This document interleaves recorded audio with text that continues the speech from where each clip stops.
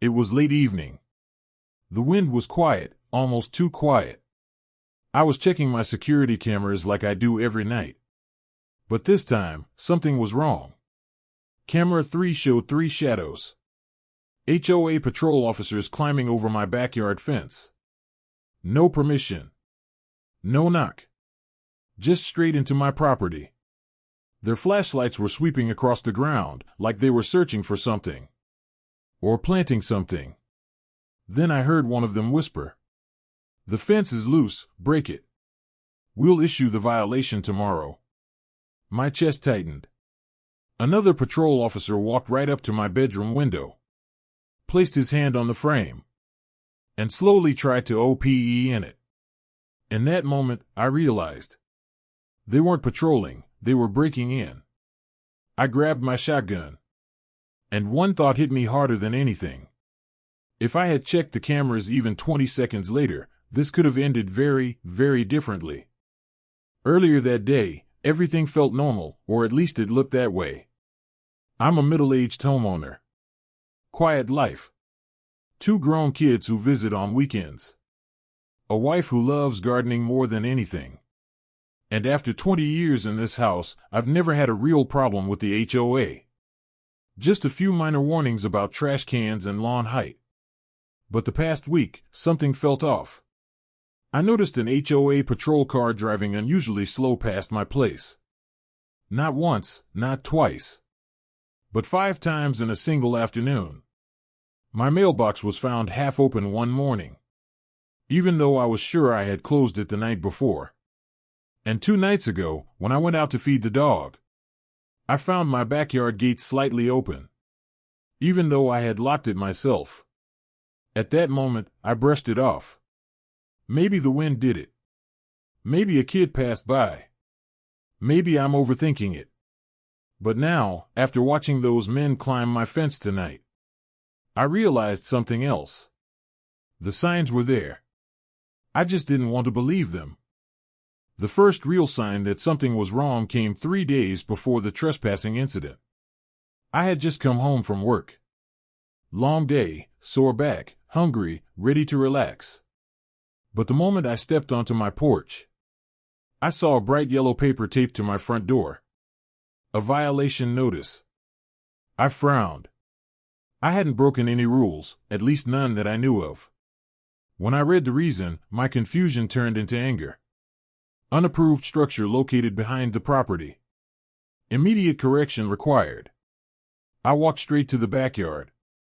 There was nothing there. No shed, no tent, no tool rack, nothing. Just grass. Clean. Clear. Empty.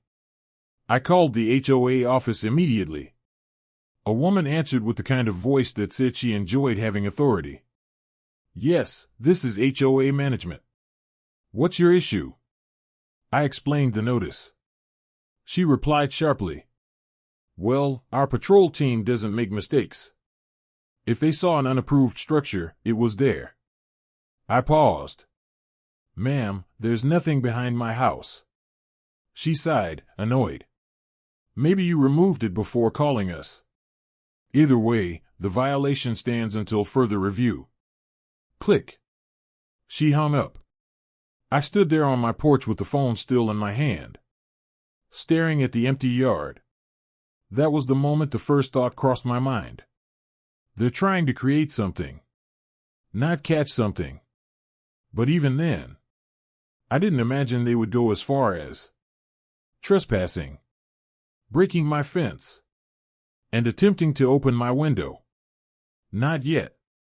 That night, I couldn't sleep. Something in my gut told me the HOA's warning wasn't just a paper mistake. I kept thinking about their words, their tone, their sense of authority. Around 10 p.m., I heard it, faint footsteps crunching on gravel behind the house. I froze. My first thought was, who's there? I grabbed the baseball bat I kept next to the bed. Then I remembered the old shotgun in the corner of the garage. The one I hadn't touched in years. I quietly crept to the window, peering through the blinds. 2 figures moved in the darkness, flashlights sweeping across my backyard. Clipboards in hand, they were clearly measuring something, taking notes, and whispering to each other. My heart raced. I whispered to myself, "These are trespassers. They don't belong here." I made a decision. No more hesitation. I grabbed the shotgun, loaded it, and stepped outside into the cold night air. The moonlight reflected off the metal, giving it a sharp, ominous glow. They hadn't noticed me yet. I called out firmly, "Hey! This is private property. Stop right there." The two froze. Then one turned toward me, face pale, clipboard dropping to the ground. In that moment, I realized they thought they could intimidate me. They had no idea what they were dealing with. Seconds later, headlights appeared, flashing red and blue. Apparently, someone had already called the police. Within minutes, the HOA patrol officers were handcuffed on my lawn, confused and shocked, realizing their power move had backfired spectacularly. The night air was thick with tension. The two HOA patrol officers were frozen on my lawn, flashlights trembling in their hands. I stood there, shotgun steady, my heart pounding, ready to defend my property. "You can't just walk around someone's home like this," I shouted, voice firm. The sound of my words echoed across the yard, carrying a warning. I wasn't playing games. For a moment, there was silence, just the wind rustling the trees. Then came the sound of sirens. Red and blue lights cut through the darkness. Police cars pulled up, doors swinging open, officers rushing forward. The HOA patrol tried to explain themselves, waving their clipboards like shields. But the police had already seen the footage from my security cameras.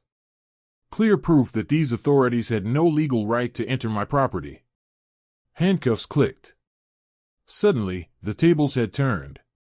The two officers, who just minutes ago thought they could intimidate me, were now being escorted to the squad cars. Their faces were pale, their confident posture replaced with confusion and fear. I lowered the shotgun slowly, letting out a breath I didn't realize I'd been holding. The adrenaline still coursed through my veins, but there was relief too, sweet, vindicating relief. One of the responding police officers approached me, nodding. "You did the right thing by standing your ground," he said. They were trespassing, plain and simple. As the HOA officers were driven away, I realized something important. Truth and courage always outweigh empty authority. That night, the lesson was clear. Never underestimate a homeowner who knows their rights. And never let someone else's power dictate your life. The next morning, the neighborhood felt strangely quiet. Word had spread fast about the HOA patrol's arrest. Neighbors whispered, some nodding in respect, others shocked that I had stood my ground. I walked through my property, the early sunlight casting long shadows over my orchard and yard. Everything looked the same, yet I felt a new sense of control, a quiet empowerment. I checked my security footage again, watching the events replay. Each frame reminded me of how quickly things could have gone wrong. But also of how taking action, knowing your rights, and staying calm could turn the tide. I called a few neighbors, sharing advice about property boundaries and how to legally protect themselves. It wasn't just about me, it was about making sure others knew they could defend their homes without fear. The HOA headquarters called later, attempting to explain their mistake. I didn't respond. There was nothing to discuss. The law had spoken, and justice had been served. That evening, I sat on my porch, shotgun safely stored, a cup of coffee in hand. The sunset painted the sky in brilliant oranges and pinks, as if the world itself was acknowledging the victory. I realized something: courage isn't about aggression. It's about standing firm in your truth, protecting what matters, and letting the system do its job when needed. This story isn't just about me.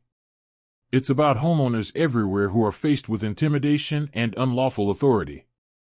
It's about knowing your rights, staying vigilant, and never backing down when you are in the right.